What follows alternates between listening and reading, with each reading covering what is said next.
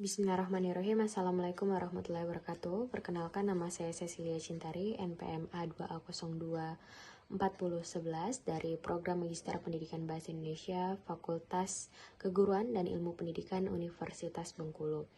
Baik, dalam video kali ini dalam pembelajaran statistik pendidikan, yang mana dosen pengampunya adalah Bapak Dr. Nurmansah, Magister Pendidikan, dan Bapak Dr. Didi Yulistio, Magister Pendidikan. Di video kali ini, saya akan menjelaskan mengenai analisis varians, yaitu analisis yang bertujuan untuk mempelajari atau menguji hipotesis yang menyatakan perbedaan parameter rata-rata variabel kriterium untuk lebih dari 2 kelompok sampel. Jadi analisis varians ini khusus untuk data yang lebih dari 2 kelompok sampel. Baik, kita lanjut ke slide selanjutnya.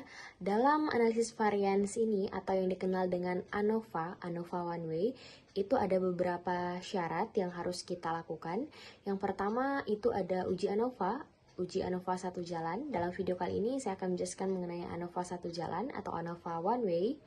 Mana syarat yang pertama, jika nilai signifikansi atau sig-nya itu lebih dari 0,05 maka rata-rata nilai itu sama. Tetapi yang kedua, jika signifikansi atau nilai sig-nya kurang dari 0,05 maka rata-rata data tersebut berbeda. Lalu yang kedua, kita akan melakukan uji homogenitas dalam menganalisis varians ini, yang mana pernyataannya jika nilai sig-nya tadi, signifikansinya itu lebih dari 0,05 maka data itu berdistribusi homogen. Tetapi untuk yang ketiga ada uji normalitas, itu jika nilai signifikansinya lebih dari 0,05 maka data tersebut berdistribusi normal. Jadi dalam analisis varians ini kita akan mencari melewati 3 step ini, itu normalitas, homogenitas, lalu yang terakhir ANOVA one way. Jadi selamat menyaksikan video berikut ini. Baik teman-teman, di video kali ini saya akan menjelaskan mengenai analisis varian satu jalan one way ANOVA itu melalui 2 cara. Yang pertama melalui SPSS dan yang kedua melalui manual atau kita hitung manual melalui jalan atau rumus yang telah kita siapkan. Jadi ikuti video berikut ini.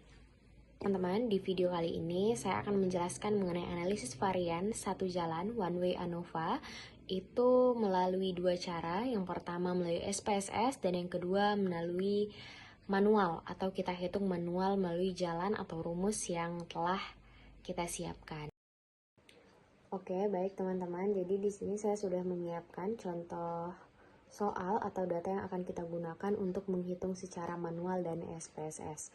Yang pertama kita hitung secara manual dulu. Di sini sudah ada data yang saya beri kode A1, A2, dan A3, di mana kita akan menguji efektivitas 3 model ini dalam keterampilan menulis teks puisi siswa. Jadi proyek itu di sini A1, kooperatif dikategorikan A2, dan inquiry menjadi A3. Di sini sudah ada datanya, bisa teman-teman lihat sendiri.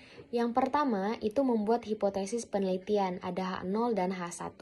H0 itu tidak ada perbedaan skor keterampilan menulis teks puisi dengan menggunakan model pembuat proyek, kooperatif, dan inquiry. Jadi ada H0 dan H1. H1 itu ada perbedaan skor antara ketiga keterampilan ini.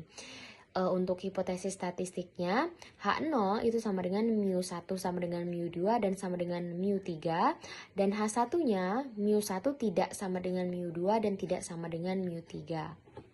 Yang kedua itu kita menentukan taraf signifikansinya, yaitu taraf signifikansinya adalah 5%, yang mana tingkat kepercayaan itu sekitar 95%. Lalu yang ketiga, kita menentukan uji yang digunakan. Jadi sesuai dengan judul kita akan melakukan uji ANOVA satu jalur atau one way ANOVA. Yang kelima, itu ada cara pengujiannya. Jadi nanti sesuai yang sudah dijelaskan di awal tadi, jika F hitung itu lebih besar dari F tabel, maka H0 ditolak. Jika F hitung kurang dari sama dengan F tabel, maka H0 diterima. Nah, kita langsung saja ke menentukan F hitung dan F tabelnya. Jadi yang pertama kita membuat tabel penolong dulu atau yang membantu mempermudah kita dalam menemukan F hitung. Oke, di sini sudah ada berdasarkan data tadi ya, di atas ada A1, A2, dan A3. Jadi di sini kita buat kode lagi. Di sini ada 1, 2, dan 3, lalu ada kuadrat X1 kuadrat, X2 kuadrat, dan X3 kuadrat. Jadi di sini sudah ada, bisa teman-teman lihat sendiri. Jadi X1 kuadrat itu dengan jumlahnya 860, lalu X2 kuadrat 740, X3 kuadrat 710, lalu X1 kuadrat itu ada 74400. Di sini juga bisa teman-teman lihat di nilai selanjutnya. Kita langsung saja ke sigma XT. Jadi nanti teman-teman kalau bingung di bagian bawah sudah saya jelaskan ya kode-kode yang ada di penjelasan rumusan ini. Jadi yang pertama itu adalah kita cari sigma X total. Jadi untuk mencari total keseluruhannya ini itu adalah sigma X1 ditambah sigma X2 ditambah sigma X3. Jadi di sini sudah ada 860 ditambah 740 lalu ditambah 710. Totalnya adalah 2310. Lalu kita cari yang kedua, kita cari lagi sigma XT kuadrat. Jadi sigma X1 kuadrat ditambah sigma X2 kuadrat ditambah juga sigma X3 kuadrat. Jadi di sini sudah ada ya teman-teman berdasarkan tabel yang di atas ini. Jadi 74400 ditambah 55800 ditambah 51900. Jadi ada totalnya adalah 82100 ya ini teman-teman. Lalu selanjutnya setelah kita menentukan F hitung dan F tabelnya, kita menentukan jumlah kuadrat atau yang disebut JK. Tapi setiap buku itu beda-beda penyebutannya, jadi bisa teman-teman sesuaikan aja. Jadi untuk beberapa sumber variasi yaitu total atau kita sebut T, lalu yang antar itu kita sebut A, dan yang dalam itu kita sebut D. Jadi di mana N1, N ini adalah jumlah siswanya ya teman-teman. Jadi bisa berbeda, bisa misalnya 20, 5 dan sebagainya. Jadi di sini N1 itu 10, N2 10 dan N3 10. Jadi totalnya adalah 30. Oke, yang pertama kita langsung cari JKT. JK itu adalah jumlah kuadrat total, T itu adalah total. Jadi untuk tahu jumlah kuadrat total itu yang pertama adalah sigma X total kuadrat dikurang sigma XT kuadrat per NR. Nah, ini bisa langsung kita dapatkan dari sini tadi teman-teman ya. Jadi sigma XT kuadrat itu 182.100. Jadi langsung kita masukkan ke sini. Lalu dikurang 2310 kita dapat dari sini. Dikuadratkan lalu dibagi 30. Jadi dapatnya 2310 kuadrat dibagi 30 itu adalah 177.870. Jadi jika dikurangkan dengan 182.100 itu dapatnya 4230. Lalu yang selanjutnya mencari jumlah kuadrat A, yaitu antar. Jadi rumusnya ada di sini, teman-teman bisa lihat. Sigma X1 kuadrat ditambah sigma X2 kuadrat dan seterusnya lalu dibagi N1, N1, N1 dan N total ya teman-teman. Kita langsung saja ke sini. Yaitu didapatkan 1260. Lalu yang ketiga kita mencari jumlah kuadrat dalam yaitu JKT dikurang JKA. Jadi udah kita dapatin tadi 4230 dikurang 1260. Jadi dapatnya 2970. Lalu yang ketiga kita mencari nilai derajat kebebasan atau yang kita sebut DK ya. Jadi yang pertama ada DKT. Derajat kebebasan total itu ada N total dikurang 1. Jadi N tadi itu kan 30 ya. Jadi dikurang 1 29. Lalu ada derajat kebebasan A antar itu K minus 1. Jadi 3 dikurang 1. Jadi dapatnya 2. Lalu yang ketiga ada DKD itu DKT dikurang DK A, jadi 29 dikurang 2 sama dengan 27. Untuk apa kita mencari derajat kebebasan ini? Untuk digunakan dalam menghitung atau menentukan nilai variasi atau varians yang akan kita cari. Oke, ketiga itu menentukan nilai variasi, yaitu ada FAR D sama dengan JKD per DKD, yaitu 2970 dibagi 27, dapatnya 110. FARD itu adalah variasi, jika FARD itu variasi dalam kelompok.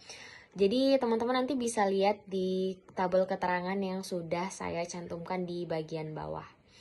Lalu kita dapatnya 630 nilai variasinya.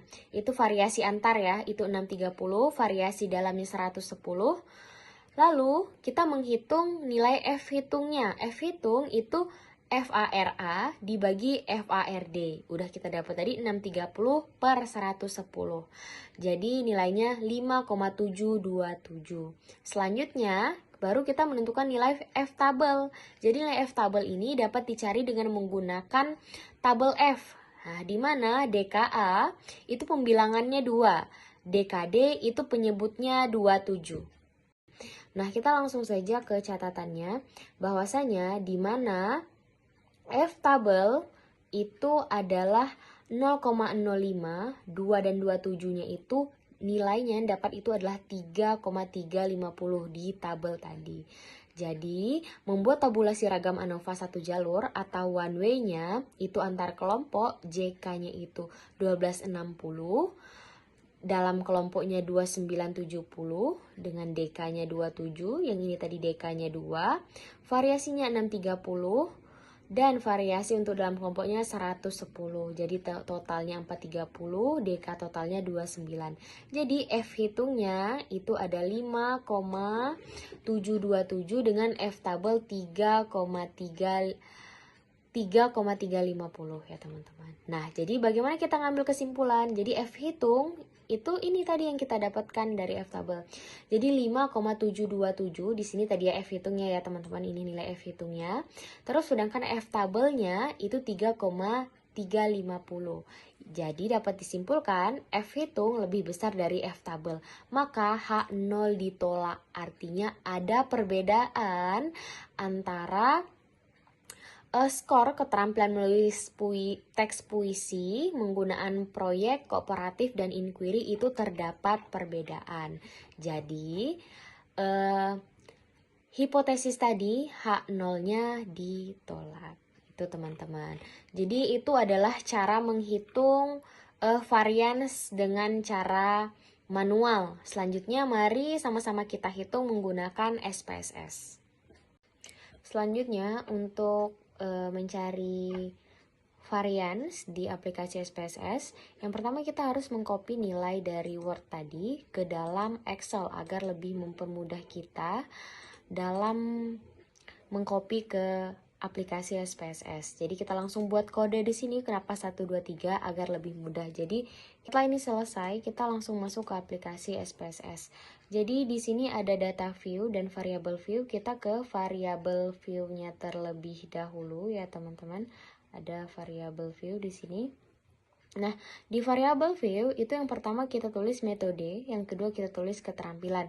Untuk desimalnya kita tulis 0 saja. Ini kita hapus dulu. Kita delete. Nah, untuk yang metode tadi ada beberapa metode. Yang pertama tadi ada proyek, value-nya 1, labelnya proyek.